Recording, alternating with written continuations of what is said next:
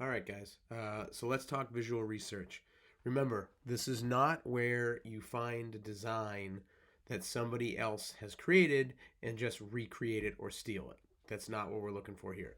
So you're going to look at visual research for illustrated posters. So the first thing you could look at is you could do a search for illustrated Iron Giant movie posters.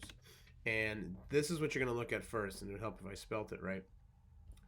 But you can just look at some examples, excuse me, and see what other people have done. Now, you wouldn't take this particular image and just say, this is what I want to do. That's it. I want to take this. Because that's not really going to help you. You might look at it and say, I really like the style, I like the colors, and you're going to grab that and you're going to pull it down to your computer. You're going to take it however you want to take it. This is not letting me take it right now. And you're going to flip through some of these ideas and get some ideas of, a couple of my students, if you look at the examples, a couple of students have used this sort of light coming from the eyes image to kind of create their idea. You might look at other ways people have illustrated the Iron Giant.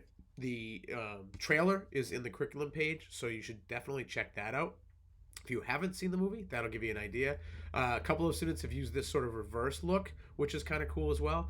But with visual research, all you're trying to do is you're trying to give yourself an idea of A, how you want the giant to look, how you want to create it, and B, the overall style that you want to create it in.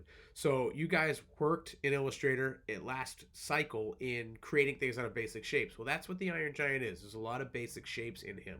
So you want to think about how you started to create using those styles when we were creating those silly icons that we created, and you're going to use that same technique to create the Iron Giant.